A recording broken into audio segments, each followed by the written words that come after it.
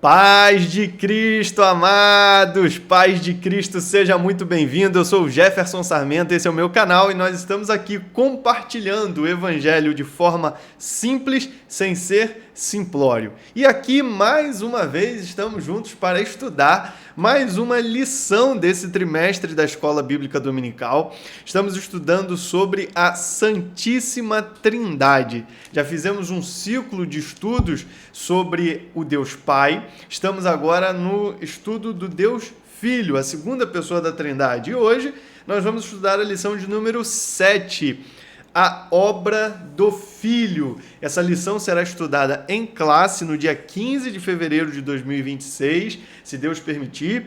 E aqui agora nós vamos aprofundar esse estudo sobre a obra do Filho. Você é muito bem-vindo, a irmã é muito bem-vinda. Muito obrigado por você estar aqui. Eu peço mais uma vez, se inscreva no canal, se você ainda não se inscreveu, deixa o seu like, deixa o seu joinha aí no vídeo para nos ajudar e para que o YouTube veja mais relevância no canal e entregue o conteúdo para mais pessoas. E eu quero te pedir também, deixa o seu comentário, deixa também o seu feedback, a sua sugestão, a sua dúvida, que será um prazer falar com você e te responder e também trocar essa experiência contigo. Bem, estamos estudando sobre a obra do Filho e aqui eu sempre digo que o nosso estudo não substitui a classe da escola dominical. Então você está aqui aprofundando o seu estudo antes de estudar na classe, porque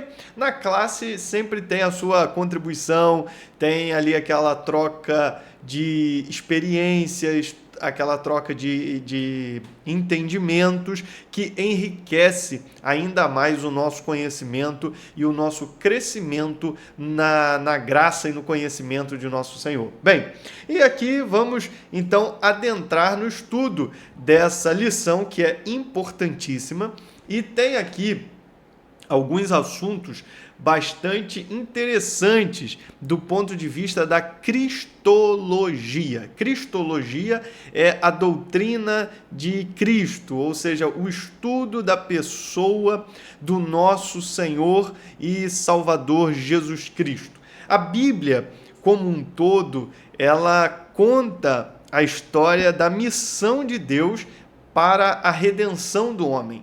Então, Deus está em missão, envia Jesus nessa missão para cumprir com uma etapa que é central e é importante para a redenção do homem. E agora nós estamos na missão de Deus, proclamando o Evangelho a todas as pessoas. E essa missão se completará quando nós formos arrebatados e glorificados, estaremos para sempre com o Senhor. E isso passa, portanto, pela pessoa do nosso Senhor e Salvador Jesus Cristo, o Deus Filho. É por isso que nós estamos estudando sobre a obra do Filho. Essa obra, ela é central para a redenção e na própria revelação escrita, que é a Bíblia, a palavra de Deus. Então, a obra do Filho, ela é anunciada pelos profetas no Antigo Testamento, ela é vista no Antigo Testamento através de símbolos, de figuras que apontavam para essa obra que se consuma na plenitude dos tempos, como nós já estudamos anteriormente numa outra lição, e agora a obra do Filho se completa aqui nessa terra com a redenção do homem. E nós somos alcançados hoje por essa obra graciosa de nosso Senhor em nos salvar, em nos resgatar e nos trazer de volta para a família de Deus como filhos de Deus, filhos amados, adotados, participantes dessa nova natureza pelo novo nascimento. E aqui, quando nós olhamos na lição de hoje sobre a obra do Filho, nós podemos ver que ela se revela em 3 dimensões. Primeiramente, a humilhação, onde ele se esvazia, deixa a glória da sua divindade, se fazendo homem, se encarnando. Portanto, aqui nós temos uma humilhação voluntária. Ele se entregou. O texto que nós vamos analisar diz que ele não se agarrou ao fato de ser Deus, e ao contrário disso, ele se esvaziou, ele aniquilou-se. Então nós temos aqui uma humilhação voluntária. Nós temos especificamente a obra redentora, principalmente aqui estamos falando da morte vicária, substitutiva de nosso Senhor Jesus Cristo, que morreu a morte que era nossa, que levou sobre si a condenação que era nossa, para que por meio de sua justiça sejamos também justificados diante de Deus. E, por fim, a exaltação gloriosa. A exaltação gloriosa diz respeito à sua ressurreição, ascensão, entronização à destra do Pai e também o seu futuro escatológico retorno em glória, quando todo olho verá e ele julgará a terra e reinará, estabelecerá o seu reino aqui nesta terra. Portanto, nós temos aqui a verdade prática dizendo que a humilhação voluntária de Cristo, sua obra redentora e sua exaltação gloriosa revelam que somente Ele é digno de toda a adoração e obediência. Então aqui nós temos essa verdade aqui identificada. Primeiro, a humilhação voluntária, quando ele se esvaziou de sua glória, se ofereceu como um sacrifício para satisfazer plenamente a justiça de Deus, que exigia a morte, o derramamento de sangue. Essa obra do Filho, ela é redentora, ela é expiatória, ou seja, ela nos purifica, nos perdoa dos pecados, ela é substitutiva porque ele morreu em nosso lugar, e não somente isso, ela é completa, ela é suficiente, ela é eterna, e isso nós vamos observar também no comentário da nossa lição. E ainda a gente pode observar que isso gera para o Senhor Jesus uma exaltação gloriosa e o faz digno de ser adorado para todo sempre.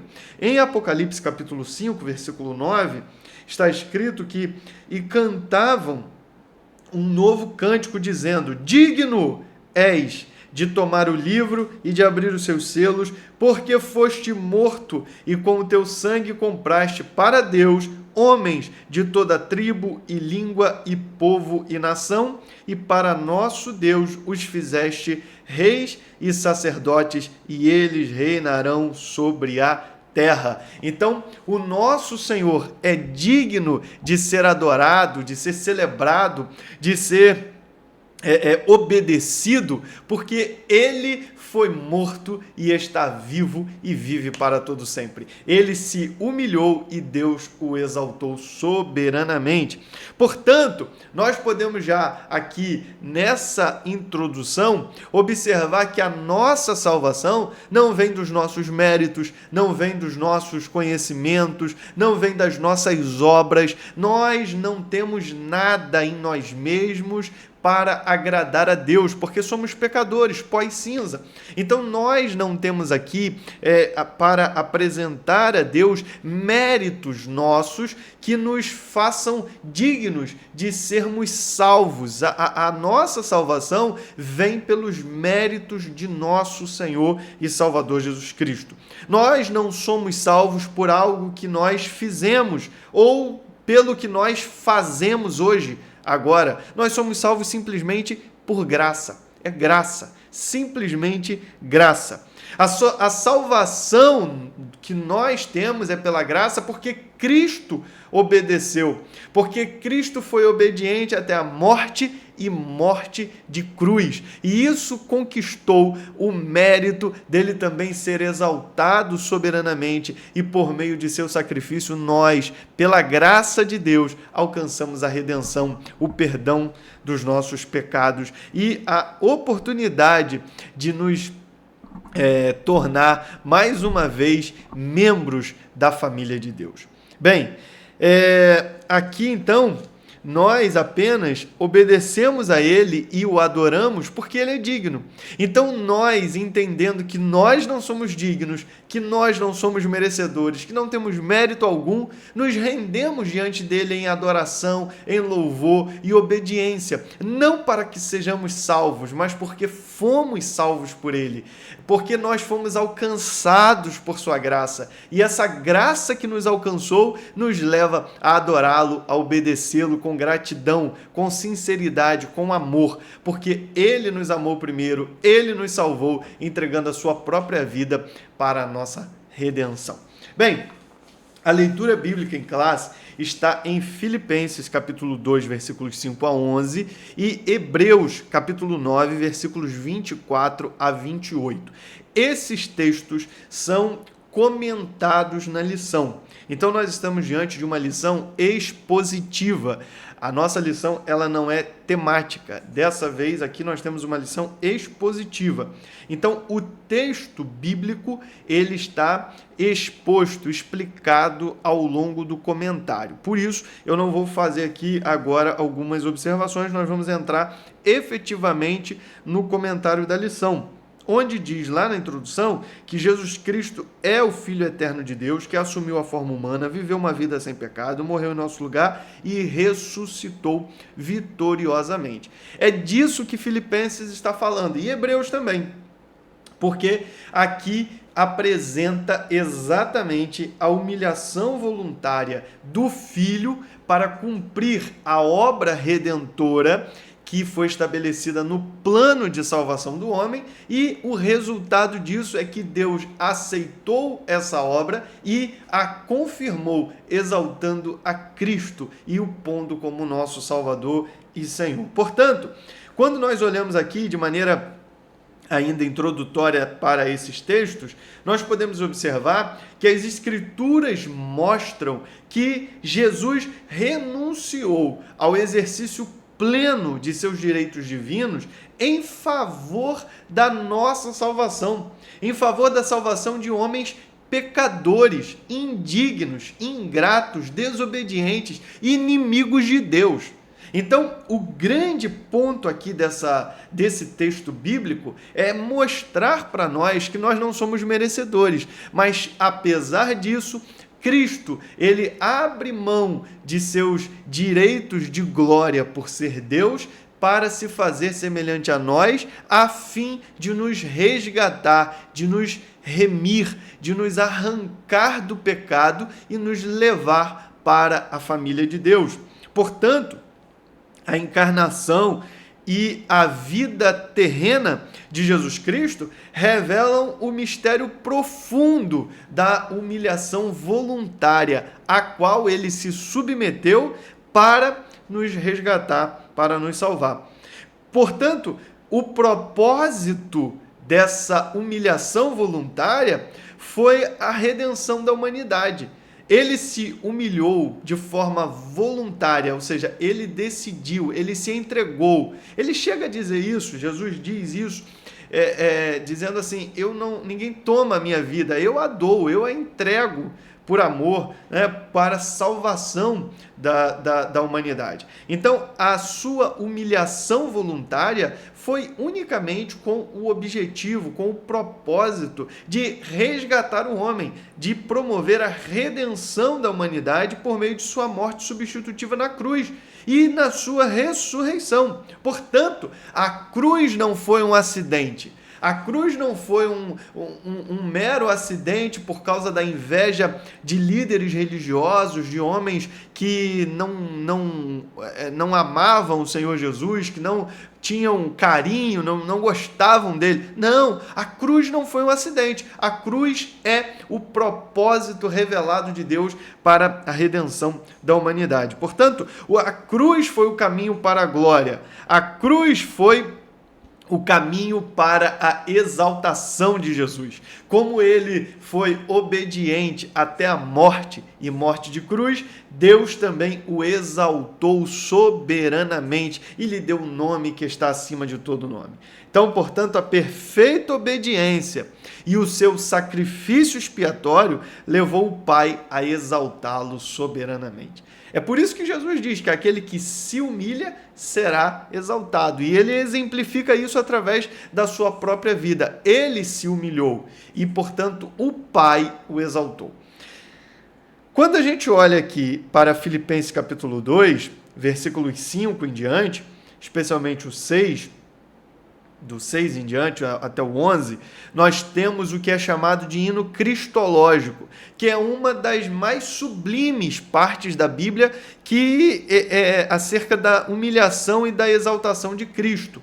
Portanto, esse texto aqui é de uma profundidade singular nas Escrituras. É um hino chamado de cristológico porque mostra exatamente a obra do Filho com a sua humilhação voluntária e a exaltação soberana e excelsa que o Senhor fez ao Senhor Jesus em razão de sua obediência. Portanto, é uma das partes mais interessantes e profundas da Bíblia que falam sobre a sua humilhação voluntária, encarnação, a sua obra redentora com a morte na cruz, a sua obediência absoluta e completa e ainda a sua exaltação. Agora, o mais interessante disso tudo é que esse hino foi escrito pelo apóstolo Paulo para exemplificar como os crentes devem se comportar, como deve ser a conduta dos crentes em relação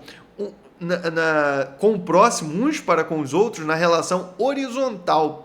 Então, ele está dizendo, de sorte que haja em vós o mesmo sentimento que houve em Cristo Jesus. Ele está falando sobre humildade e sobre unidade. Ele está dizendo que os crentes devem observar esse exemplo do Senhor Jesus e seguir. Isso é interessante. Talvez o hino cristológico ou a porção bíblica mais profunda sobre a humilhação voluntária e a exaltação de Cristo é trazida pelo apóstolo Paulo com o objetivo de tratar o orgulho pessoal dos crentes, de cada um de nós.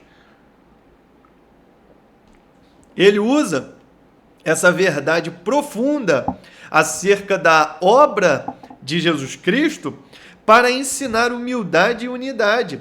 Para os crentes que estavam brigando entre si, que viviam ali em atritos e farpas, ele está dizendo, olha, vocês não têm que se preocupar em ser grandes, em ser maiores, em ser o mais importante, em deter a proeminência, porque aquele que é o nosso supremo exemplo, por ser Deus, por ser sublime, por ser o ser incriado, por ser Deus, ele abriu mão disso em nosso favor. Então, o exemplo de humildade que nós temos é o nosso Senhor Jesus Cristo. A nossa tendência natural humana é ceder ao orgulho, é se submeter exatamente ao orgulho que faz parte dessa natureza caída e pecaminosa. A autopromoção, o orgulho, a soberba, a vaidade. E o que Paulo está mostrando para nós é que Cristo, sendo o Senhor, dá exemplo de humildade e serviço abnegado, ou seja, com total desprendimento, pelo seu sacrifício voluntário, entregando-se para cumprir a vontade do Pai. Aquele que é Senhor se fez obediente, se fez servo. Então nós devemos seguir esse exemplo, abrir mão do nosso orgulho, dos desejos de autopromoção, de vaidade e seguir a humildade de nosso Senhor e Salvador Jesus Cristo. Mas vamos aqui adentrar agora especificamente no texto de Filipenses, onde o apóstolo traz para nós o seguinte: de sorte que haja em vós o mesmo sentimento que houve em Cristo Jesus. Sentimento aqui no original é mais do que uma emoção, é mais do que um estado de espírito passageiro, mas trata-se, na verdade, de modo de pensar, disposição, é ter uma nesse sentido que ele está usando aqui, é ter uma opinião de si mesmo, ainda que correta, que não ultrapasse os limites da modéstia. A ideia que Paulo está dizendo é, olha, por mais que você tenha uma opinião sobre você mesmo, que seja correta, limite a modéstia, não ultrapasse, tenha um sentimento de humildade, uma disposição mental, um modo de pensar que fique limitado à modéstia. Portanto, nós devemos seguir o exemplo integral de Jesus Cristo, ou seja, uma atitude de humildade, de serviço voluntário, de entrega. Ele que tem uma opinião correta sobre si mesmo, ele que é Deus, que é absoluto, que é Senhor, ele abriu mão disso para se entregar voluntariamente por nós. Portanto, nós devemos ser imitadores de Cristo no modo de ser, no modo de pensar, no modo de viver. Quando Jesus estava orientando os seus discípulos, ele disse que basta ao discípulo ser como seu mestre, que nós venhamos seguir o exemplo de nosso Senhor e Salvador Jesus Cristo, de ser como Jesus. Aliás, ser cristão é ser como Jesus. Essa é talvez a grande dificuldade de muita gente, que é entender isso. O que é ser cristão? É ser como Jesus. É andar como Jesus andou, é pensar como Jesus pensou, reagir como Jesus reagiu, agir como Jesus age. Então, é andar como o nosso Senhor. E nisso nós temos a necessidade de renunciar à exclusividade, à busca por prestígio, e nos orientar pela humildade, renunciando o próprio eu. É isso que Paulo diz aqui, 2 versículos antes, capítulo 2, versículo 2, versículo 3 e versículo 4. Nada façais por contenda ou por vanglória, mas por humildade. Cada um considere os outros superiores a si mesmo. Não atente cada um para o que é propriamente seu, mas cada qual também para o que é dos outros. O que ele está dizendo com isso? É que nós não devemos fazer as coisas buscando exclusividade, nem um interesse próprio, mas nos preocupando com o nosso irmão, com o próximo, nos preocupando com o outro, porque esse foi o exemplo de nosso Senhor Jesus, que sendo Deus, abriu mão de tudo isso para nos remir, para nos resgatar, para nos salvar. Ele se fez servo para que nós pudéssemos ser alcançados pela graça de Deus. Portanto, o nosso chamado é para pensar e agir como Cristo, é renunciar à natureza pecaminosa que é egoísta e narcisista. A nossa natureza, ela tende ao orgulho. O salmista, no Salmo de número 19, a gente gosta muito dos primeiros versículos, mas tem um versículo lá mais para o finalzinho do Salmo, no versículo 12, se eu não estou equivocado. Quem pode entender os próprios erros? Expurga-me tu até daqueles que me são ocultos. E aí, no versículo 13, se eu não estou enganado, ele pede a Deus para guardá-lo da soberba, para guardá-lo do orgulho, da autopromoção. Então, essa deve ser uma oração contínua nossa, porque nós somos orgulhosos em razão do nosso pecado, em razão do pecado pelo qual nós fomos afligidos. Nós queremos aquilo que é nosso, nós queremos que hoje, né, tem o Trump aí, América primeiro, América em primeiro lugar. Aqui nós pensamos exatamente assim acerca de nós mesmos. Cada homem pensa em si mesmo em primeiro lugar. Mas o que Paulo está nos dizendo é que, como cristãos, nós devemos seguir o exemplo de Cristo, que ao invés de pensar em si mesmo, pensou no outro. E assim nós devemos fazer também. Portanto, é renunciar essa nossa natureza pecaminosa, que é egoísta e narcisista, e viver de acordo com a nova natureza, que tem uma mente renovada pelo Senhor, que é fora dos padrões do mundo. Portanto, ser cristão não é fácil. Não é algo que acontece por nossa própria vontade, mas acontece diariamente com a ajuda do Espírito Santo, que nos capacita, e a graça transformadora e capacitadora do Espírito, ou que é trazida pelo Espírito, é que nos habilita a viver como cristão, que honra a Deus, que abre mão do orgulho, da vaidade, da arrogância, da prepotência, da autossuficiência, da autopromoção, para servir aos nossos irmãos, servir uns aos outros. Aqui podemos observar ainda, avançando aqui no comentário do texto bíblico, diz assim: de sorte que haja em vós o mesmo sentimento que houve também em Cristo Jesus, ou seja, humildade. Que sendo em forma de Deus, ou subsistindo em forma de Deus, não teve por usurpação ser igual a Deus. Subsistindo aqui, traz para nós a ideia de um estado contínuo, permanente, perpétuo, eterno. Portanto, o que Paulo está dizendo aqui nesse versículo? Sendo em forma de Deus ou subsistindo em forma de Deus, ele está dizendo claramente que o Filho é Deus, que Jesus Cristo é Deus e sempre foi. Ele é Deus eternamente, porque ele é Deus e só Deus é eterno, não é verdade? Então, ele sempre foi Deus. Essa é a primeira verdade que nós aprendemos, já estudamos sobre isso. Além disso, quando ele fala que sendo em forma de Deus, ele está dizendo que tem a mesma essência com o Pai. Portanto, ele tem a essência divina compartilhada com o Pai. E isso aqui nos mostra ainda, sendo em forma de Deus, deixa claro para nós que ele é Deus de maneira inalterável, ou seja, ele não muda, ele é eterno e é imutável. Imutável é aquele que não muda. Não é que ele não se move, porque senão ele seria imóvel, inamovível. Não é isso. Ele está dizendo o seguinte, é imutável.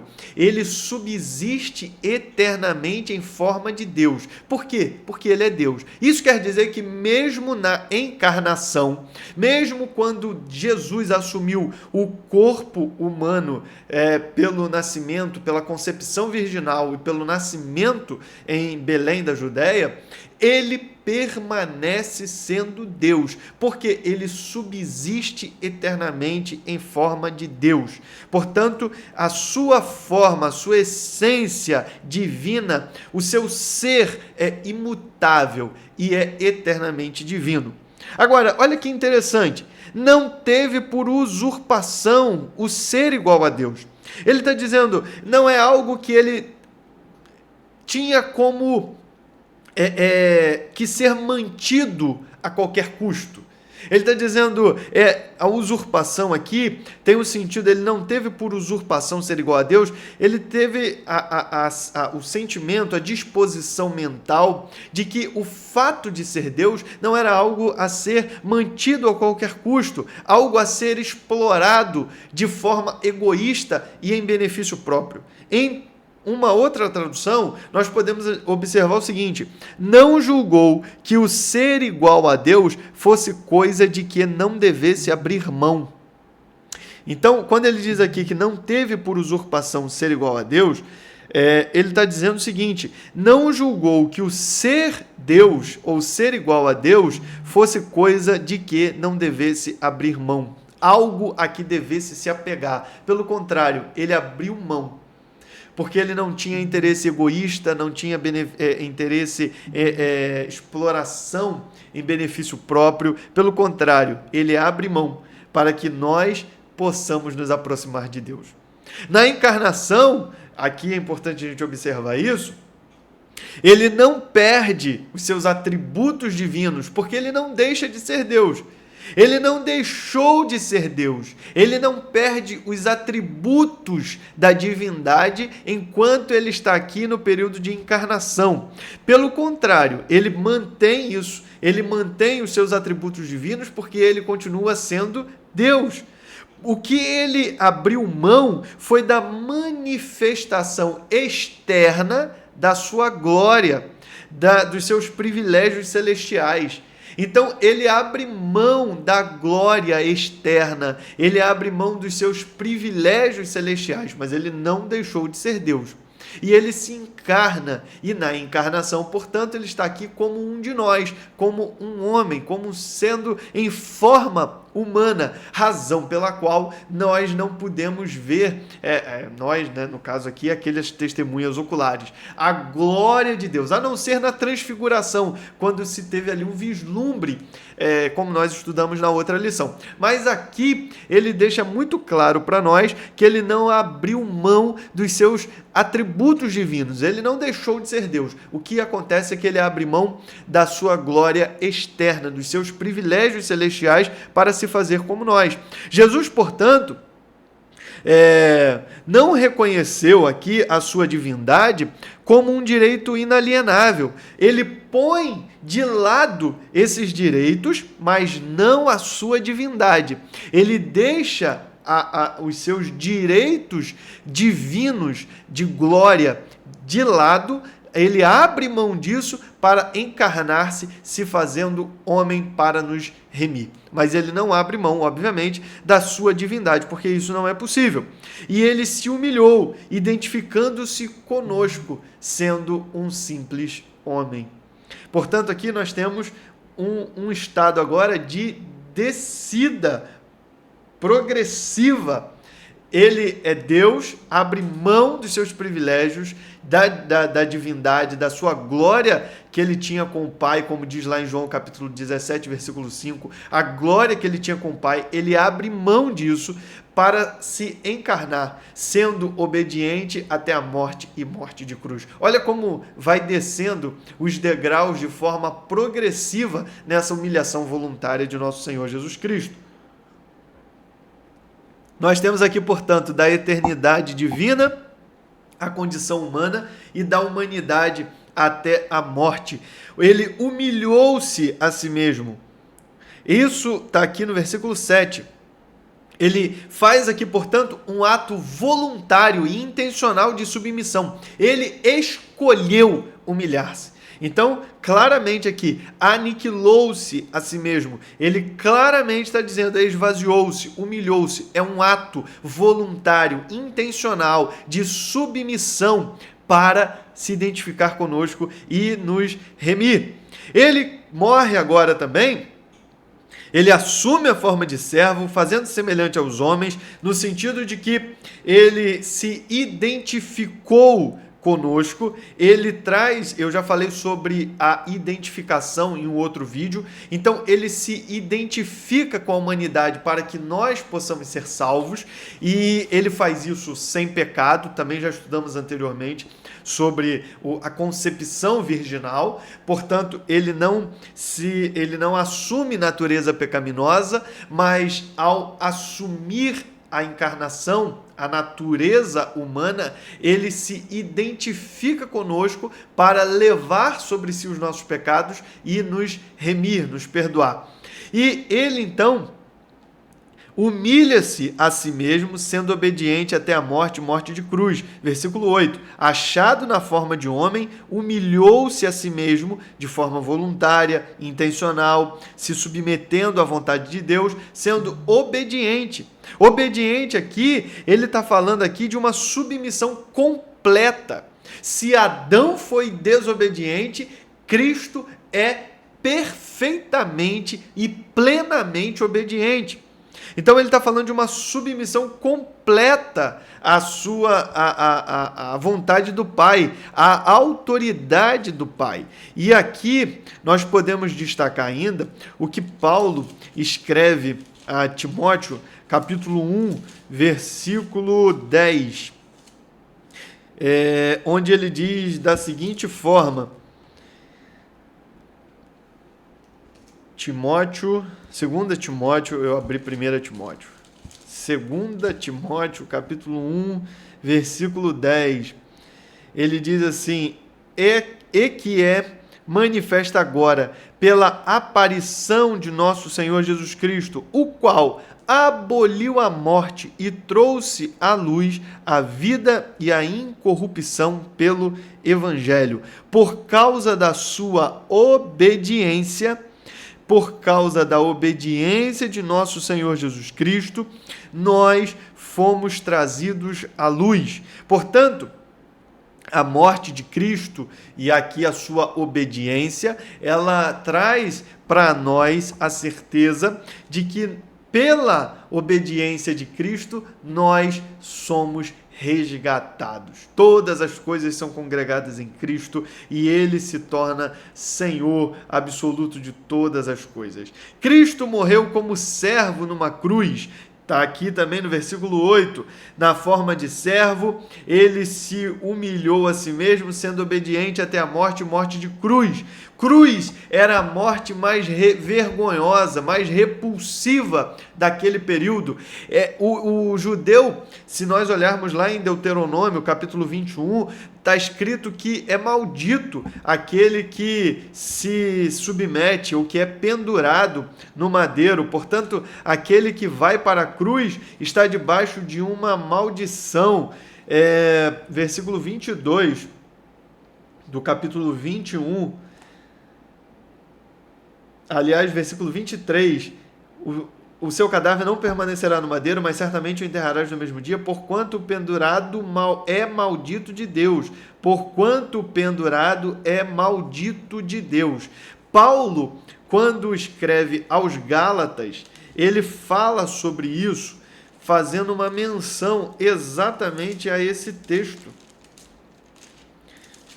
Gálatas, capítulo 13, diz o seguinte, capítulo 3, versículo 13: Cristo nos resgatou da maldição da lei, fazendo-se maldição por nós, porque está escrito: maldito todo aquele que for pendurado no madeiro. Aqui, portanto, o apóstolo Paulo está aplicando o texto de Deuteronômio ao Senhor Jesus e está dizendo claramente que Cristo se fez maldição por nós, por ter suportado a cruz e sido pendurado no madeiro. E Paulo está dizendo aos filipenses que ele foi obediente, Jesus Cristo foi obediente até a morte, e morte de cruz. Ele está deixando isso de forma muito clara. Para o judeu, isso é um absurdo. É por isso que ele diz o seguinte, escrevendo para uma outra de suas cartas, ele diz que a cruz, ela causa escândalo para judeus e para gregos, porque para o judeu é uma maldição, é uma vergonha, uma coisa horrenda, e para os gentios também é uma vergonha. É escândalo para um, é vergonha para outro, mas Cristo foi obediente e assumiu a cruz por minha causa e por sua causa. Cristo submeteu-se a essa vergonha, ou como diz o escritor aos Hebreus no capítulo 12, suportou a ignomínia, a vergonha da cruz, uma vergonha absurda, absoluta, para nos resgatar e nos remir. Portanto, mostra a sua obediência, a sua completa submissão à vontade de Deus. A cruz, mais uma vez eu digo, não foi um acidente de percurso, foi um propósito divino para a salvação do homem. E Cristo obedeceu até a morte e morte de cruz, por amor ao Pai e por amor a mim e a você, por amor à humanidade. Ele foi obediente em tudo, agindo de acordo com a vontade do Pai até na cruz, até mesmo suportando a cruz. Antes ele ora: Senhor, se for possível, Pai, passa de mim esse cálice, contudo, seja feita a tua vontade. E exatamente obedecendo a essa vontade é que ele se submete até a morte e morte de cruz. E é exatamente por conta dessa obediência que nós somos resgatados pelo Senhor Jesus Cristo. Bem, a obra redentora do Filho, nós temos aqui que observar Hebreus, que é o segundo texto que nós temos na nossa lição. O texto de Hebreus traz para nós aqui, capítulo 9, versículos 24 a 28, que o sacerdócio levítico era ineficaz. Ele, na verdade, todo aquele sistema sacrificial do Antigo Testamento era apenas uma sombra, uma figura, era algo que apontava para frente, para algo maior, melhor e perfeito que haveria de vir. O sacerdócio levítico, portanto, tinha como função mediar Deus e homens, por meio de rituais que estavam prescritos na lei mosaica. E o grande momento, o ponto alto, o ponto máximo desse sacrifício era o dia da expiação, o Yom Kippur, o dia da expiação. Era um dia muito especial para os judeus e, aliás, isso é celebrado até hoje, ainda que não haja mais o sangue, né? Não existe hoje mais a função, o exercício sacrificial, porque não tem templo, mas até hoje eles celebram o dia do Yom Kippur, ou seja, o dia da expiação. E ali era o ponto alto. O escritor aos Hebreus, porém, diz que por mais que isso fosse interessante, importante para a compreensão judaica do pecado e da expiação que Deus faz, não era suficiente, apenas apontava para algo que haveria de vir. Porque o escritor aos Hebreus mostra para nós que o sistema levítico era insuficiente, era também temporário, transitório, apontando para algo maior, portanto era simbólico. Então ele não oferecia uma redenção plena, ele apenas apontava para algo maior. Era transitório, porque não era definitivo. Também os ministros desse antigo sistema, ou seja, do sistema levítico, eram pecadores, porque ele diz de forma muito clara que os sacerdotes tinham que oferecer por si mesmo, primeiramente, para depois entrar no santuário oferecendo para um sacrifício em favor do povo. Olha lá no capítulo 7, versículos 27 e 28 de Hebreus. Hebreus 7, 27 e 28. Que não necessitasse, como os sumos sacerdotes, de oferecer cada dia sacrifícios, primeiramente por seus próprios pecados, ou seja, os ministros do antigo sistema levítico eram eles próprios pecadores. Ofereciam o sacrifício primeiramente, ou seja, cada dia sacrifícios, primeiramente por seus próprios pecados e depois pelo do povo. Por isso fez ele uma vez, oferecendo-se a si mesmo. Ele aqui está comparando com o sacrifício de Jesus Cristo e o seu sacerdócio perfeito. Porque a lei constituiu sumos sacerdotes a homens fracos, mas a palavra do juramento que veio depois da lei constituiu ao Filho perfeito para sempre. Então, ele está dizendo para nós que o sistema levítico era transitório, os seus ministros eram pecadores, o sumo sacerdote aqui apontava de forma imperfeita, óbvio, né? Mas para a imagem, para a figura perfeita do sacerdócio de Jesus Cristo, qual é sumo sacerdote, eles, na antiga aliança, entravam no santuário provisório, tanto o tabernáculo no deserto como o templo de Salomão eram apenas espaços transitórios, porque Deus não habita em templos feitos por mãos humanas. Deus não se submete a isso. Então Deus estabeleceu aqueles lugares como santuários temporários, apenas para apontar para o sacrifício perfeito que seria feito pelo sumo sacerdote perfeito que havia de vir, o qual entraria como entrou no santuário perfeito que se encontra no céu, o qual é eterno. Portanto, tudo isso apontava apenas para o nosso Senhor e Salvador Jesus Cristo. Os sacrifícios oferecidos no sistema levítico também eram sacrifícios temporários, transitórios, apenas apontavam para uma realidade que havia de vir. São sacrifícios incapazes de remover o pecado, como está escrito em Hebreus capítulo 10, versículo 4. Diz assim: porque é impossível que o sangue dos touros e dos bodes tire pecados.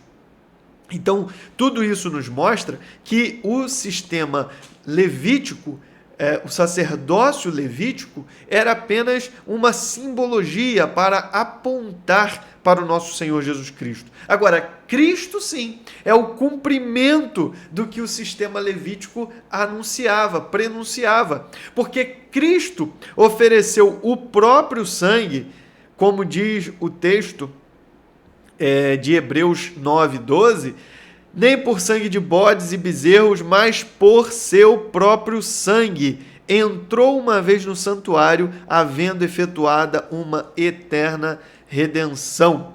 Então, nós temos aqui, portanto, também no capítulo 7 que eu já li, que ele fez uma vez o sacrifício oferecendo-se a si mesmo. Então, nós temos, portanto, que Cristo ofereceu o próprio sangue, ele entrou no céu, ele entra no céu e não no santuário transitório.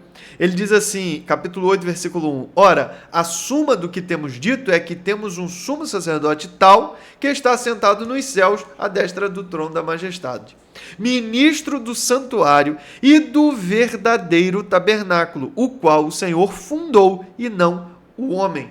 Então aqui está deixando claro que todos os templos, tabernáculo de Moisés no deserto, templo de Salomão e o segundo templo eram apenas transitórios, figura do santuário eterno, que Moisés viu, né, o santuário nos céus, modelo do tabernáculo. E aqui o que ele diz é o seguinte: Cristo não entrou como um sumo sacerdote perfeito num santuário feito por mãos humanas, mas entrou no santuário perfeito que é feito por Deus e está assentado à destra da majestade. Se você observar, quando Moisés constrói o tabernáculo, ele não põe cadeira, porque a obra não estava completa, ela tinha que ser repetida diariamente, então não tinha tempo para ninguém sentar, não. O sacerdote não podia sentar, porque a sua obra não acabava. Agora, Cristo completou a obra de forma tão plena e perfeita, que ele é um sumo sacerdote assentado à destra do Pai.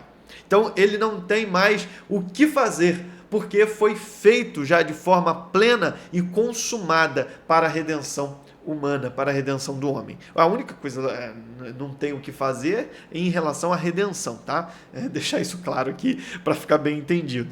Então, portanto, o sacerdócio levítico, ele foi pedagógico, porque ele revelava a santidade de Deus e a nossa pecaminosidade, assim como revelava também a necessidade de remissão. Agora, ele estava apenas apontando para Cristo, o qual é o sumo sacerdote superior, perfeito, eterno, como nós já lemos aqui, sem pecado e capaz de salvar. Portanto, Cristo ofereceu um único e definitivo sacrifício. Cristo ofereceu um único e definitivo sacrifício. O perdão, portanto, não depende mais de qualquer esforço humano. É somente pela graça, pela obra de nosso Senhor e Salvador Jesus Cristo. É por isso que quando o carcereiro pergunta para Paulo, quando Paulo está preso em Filipos e acontece aquele terremoto, o carcereiro pergunta: Paulo, o que é preciso fazer para eu ser salvo? E Paulo responde: crê no Senhor Jesus e será salvo tu e a tua casa. Porque nós não precisamos fazer nada para ser salvos. A única coisa que nós precisamos fazer é crer. Todo aquele que invocar o nome do Senhor será salvo. Olhai para mim, vós, todos os termos da terra, e sereis salvos. Isaías 45, se eu não estou equivocado, versículo 21, ele diz isso. Agora basta a gente olhar para Jesus. Olhar como? Olhar pela fé, assumindo que aquele sacrifício de Jesus Cristo na cruz é suficiente, poderoso para resgatar a nossa vida, para nos perdoar os pecados e nos dar uma nova vida em Cristo Jesus. Bom, o sacrifício é único e suficiente, porque o sacerdote no sistema levítico tinha que repetir diariamente, continuamente, de forma permanente, o mesmo rito muitas vezes. Portanto, mostra a insuficiência dos sacrifícios levíticos. E o sacerdote era um pecador, porque ele tinha que oferecer sacrifício primeiro por si, para depois oferecer pelo povo, para então entrar no santuário transitório e temporário. Cristo, de forma definitiva, se manifestou uma vez por todas, ou seja, ele não precisa mais repetir Ele não precisa mais repetir o rito, não precisa repetir os sacrifícios. Ele se manifestou de uma vez por todas e ele, por essa manifestação, aniquilou o pecado pelo sacrifício de si mesmo. Capítulo 9, versículo 26, diz exatamente isso. Está aí na nossa leitura bíblica. Uma vez se manifestou para aniquilar o pecado pelo sacrifício de si mesmo. Ele está dizendo, ele se manifestou uma vez e não precisa repetir. E ele aniquilou, ele removeu, ele aboliu completamente, anulou completamente o pecado pelo sacrifício de si mesmo. Portanto, o sacrifício de Jesus resolveu de forma definitiva o problema do pecado. O problema do pecado foi tratado de forma definitiva e decisiva pelo nosso Senhor e Salvador Jesus Cristo na cruz. E lá ele deu o brado: está consumado. O pecado agora está definitivamente abolido para todo aquele que crê na obra de nosso Senhor e Salvador Jesus Cristo. Portanto, nós vemos aqui a completa suficiência do sacrifício de Cristo. A salvação, portanto, ela não é progressiva, ela não é por obras, mas também não é por rituais humanos, mas ela é plena, gratuita e alcançada mediante a fé no nosso Senhor Jesus. Por fim, nós temos aqui a substituição vicária, ou seja, nós temos aqui algo muito importante para ser entendido, porque na verdade, o ponto alto da redenção. A morte de Cristo, ela foi vicária, ou seja, em lugar do outro. Ele não morre por seus próprios pecados, porque ele é sem pecado. Ele não morre como um mártir sem causa. Ele morre em lugar do outro. Quando nós vemos Romanos, capítulo 5, versículo 8, diz que Deus prova o seu amor para conosco em que Cristo morreu por nós, sendo nós ainda pecadores. Capítulo 5, versículo 8 de Romanos. Então, nós temos aqui a substituição, a morte vicária. Ele morreu em nosso lugar. Na morte de Cristo, portanto, Deus se revela como juiz e como redentor. Romanos 3, versículos 23 a 26, nos diz assim: porque todos pecaram e destituídos estão da glória de Deus, sendo justificados gratuitamente pela sua graça, pela redenção que há em Cristo Jesus, ao qual Deus propôs para propiciação pela fé no seu sangue, para demonstrar a sua justiça pela remissão dos pecados dantes cometidos sob a paciência de Deus. Agora olha que interessante, para demonstração da sua justiça neste tempo presente, para que ele seja justo e justificador daquele que tem fé em Jesus. Olha só, a substituição vicária na cruz, quando Jesus vai para a cruz, nos substituindo, morrendo em nosso lugar, sendo, portanto, o substituto vicário da nossa vida lá naquela cruz, portanto, um encontro da justiça divina com a sua misericórdia. Ali, naquele momento, Deus está julgando Jesus com o máximo rigor. O julgamento que era nosso, a condenação que era nossa, agora está posta sobre Jesus, de modo que Deus está punindo Jesus, que se encontra ali em substituição a nossa vida. Portanto, Deus julgou com o máximo rigor, porém, também nós vemos a sua misericórdia agindo ao máximo, porque ali nós vemos a revelação de seu amor, quando ele ama os seus inimigos e os traz novamente para a reconciliação. Portanto, a morte vicária de Jesus é o ponto central da doutrina da expiação, porque a justiça de Deus exige a punição pelos nossos pecados, e o amor divino proveu um substituto, Jesus Cristo, de modo que Jesus sofreu em nosso lugar. E isso deve produzir em nós gratidão, entrega, adoração, obediência e vida consagrada. Portanto, a cruz não é simplesmente um símbolo religioso, não é apenas um símbolo religioso, mas é o local onde a dívida foi paga, a dívida da culpa foi paga, o pecado foi julgado e também a salvação foi selada. O último tópico que nós temos aqui, a exaltação gloriosa do Filho.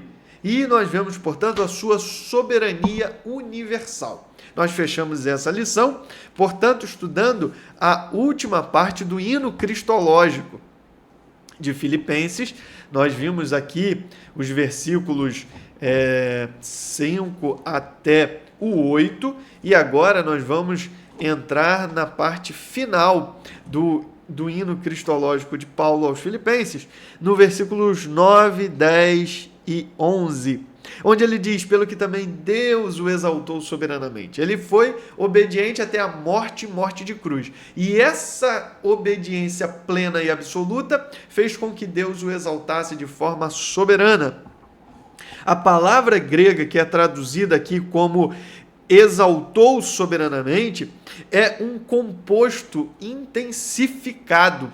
Ele está dizendo que é mais do que exaltar, é exaltar de forma suprema, total, absoluta, singular, acima de tudo, em virtude de sua obediência, em virtude de sua morte. Por ele se humilhar, Deus o exaltou soberanamente e lhe deu um lugar à direita do Pai. Deus o exaltou soberanamente. Sabe, a direita do Pai, que nós lemos aqui, inclusive em Hebreus capítulo 8, versículo 1, é o lugar do herdeiro real, é o lugar do descanso depois do conflito, depois da batalha. Portanto, é um lugar de honra, é um lugar de glória, é um lugar de exaltação, é um lugar que não é meramente uma localização espacial, mas é um símbolo de autoridade.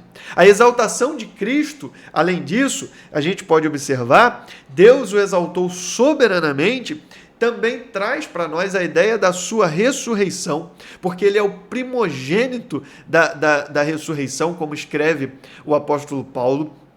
Ele foi o primeiro a ressuscitar com um corpo glorioso, glorificado, o qual serve de modelo, e o nosso corpo será semelhante ao dele na nossa ressurreição. Então ele é primícia na ressurreição. Então ele foi exaltado soberanamente, ele ascendeu aos céus e entrou de forma gloriosa, de forma glorificada, de forma poderosa, soberana, lá novamente nos céus. E além disso, ele está assentado à direita do Pai e retornará de forma gloriosa e triunfante. É por isso que ele foi exaltado soberanamente, em todos esses aspectos. Além disso, quando fala que ele está exaltado à direita do Pai, não quer dizer que ele está ausente, não quer dizer que ele está inativo. Pelo contrário, está dizendo que ele reina de forma soberana e absoluta, dirige a história, protege e guarda a sua igreja e prepara a consumação de todas as coisas na escatologia, no momento futuro, quando ele se manifestará. Portanto, nós temos aqui um Cristo que não está pendurado na cruz, que não está sepultado lá naquele sepulcro em Jerusalém. Nós temos um Cristo ressurreto, vivo, glorioso e que está à direita do Pai, reinando de forma poderosa e absoluta, e voltará para buscar a sua igreja e julgar os vivos e os mortos. Além disso, além dele ter sido exaltado soberanamente, ele também tem um nome, que é sobre todo nome. O nome carrega a representação do caráter, da natureza e da própria pessoa. É a representação da pessoa. Então, quando nós falamos sobre o nome de Jesus, nós estamos falando da representação da sua própria pessoa, da própria pessoa de Cristo. Portanto, transmite a sua identidade, a sua personalidade. E um nome, ele pode ser adquirido por herança, por doação e por conquista. E Jesus alcança um nome, que é sobre todo nome, por herança. Hebreus capítulo 1, versículo 3, diz que ele herdou um nome que é excelente, um nome que está acima de todo nome, como Paulo escreve aqui aos Filipenses. Portanto, nós temos aqui a herança. Cristo herdou um nome soberano em razão de sua herança. Versículo 4, Hebreus capítulo 1, versículo 4. Feito tanto mais excelente do que os anjos, quanto herdou mais excelente nome do que eles. Então, o nome pode ser recebido por herança, Hebreus 1:4. Por doação, Filipenses capítulo 2, versículo 9. Pelo que também Deus o exaltou soberanamente e lhe deu um nome acima de todo nome. E além disso, ele também recebeu um nome por conquista. Em Colossenses capítulo 2, versículo 15, diz que despojando os principados e potestades, os expôs publicamente e deles triunfou em si mesmo. Portanto, ele conquistou um nome soberano que está acima de todo nome. Esse é o poderoso nome de nosso Senhor e Salvador Jesus Cristo. E aí nós temos ainda que ele diz o seguinte, Efésios capítulo 1, versículo 20, que manifestou em Cristo, ressuscitando dos mortos e pondo-o à sua direita nos céus. Está falando da exaltação do Senhor e do seu nome poderoso, acima de todo principado, poder e potestade e domínio e de todo nome que se nomeia, ou seja, o nome dele está acima de tudo que se pode nomear, não só neste século, mas também no vindouro, e sujeitou todas as coisas a seus pés e sobre todas as coisas o constituiu como cabeça da igreja. Olha, se você ler o Salmo 110, versículo 1, você vai observar que o Senhor está prometendo que colocaria todos os inimigos debaixo dos seus pés, dos pés de nosso Senhor e Salvador Jesus Cristo. E Paulo está dizendo aqui aos Efésios que isso já se consumou, de modo que Cristo está acima de todo nome, acima de todo poder, principado e majestade. E esse nome foi estabelecido como o único pelo qual nós podemos ser salvos. Atos capítulo 4, versículo 12 diz, e em nenhum outro há salvação, porque também debaixo do céu nenhum outro nome há, dado entre os homens, pelo qual devamos ser salvos. Esse é o poderoso e precioso nome do Senhor Jesus. Portanto, o nome de Jesus é uma fonte de autoridade e de poder, e ele entregou para a igreja. Não é uma fórmula mágica. Não é uma fórmula mágica. Em nome de Jesus, sabe? Tem gente que acha que isso é uma fórmula mágica. E não é. Agora, significa o seguinte, que na missão da igreja, agindo em nome de Jesus, nós estamos o representando. E isso também faz com que a autoridade do nome e tudo aquilo que vem com a própria pessoa de Jesus seja manifesta pela igreja. Por fim, nós temos aqui o senhorio universal, no presente e no futuro escatológico, que está ali na parte final do texto de Filipenses, para que ao nome de Jesus se dobre todo o joelho dos que estão nos céus e na terra e debaixo da terra, e toda língua confesse que Jesus Cristo é o Senhor, para a glória de Deus Pai. Portanto, aqui nós estamos falando de uma soberania universal, neste presente século, como também no vindouro, no presente e no futuro escatológico. Paulo, portanto, ratifica a divindade de nosso Senhor Jesus Cristo e o seu senhorio universal. Veja, todo joelho se dobrará no céu, na terra e debaixo da terra. Ele está falando de seres angelicais, ele está falando de todos os seres celestiais criados, está falando dos salvos que já estarão glorificados, todos os joelhos se dobrarão e confessarão com alegria que Jesus é Senhor. Ele está falando que todos os joelhos da terra se dobrarão, dos vivos, na manifestação de nosso Senhor Jesus Cristo, todos os vivos, os homens vivos, dobrarão os seus joelhos e confessarão talvez com tristeza e de forma compulsória, obrigatória, que Jesus é Senhor. E debaixo da terra, todos os seres condenados lá no inferno, os anjos caídos, os demônios, o diabo e também todos aqueles que rejeitaram o Senhor e não creram nele, também dobrarão os seus joelhos e confessarão de forma compulsória, com tristeza, com remorso, dizendo que Jesus Cristo verdadeiramente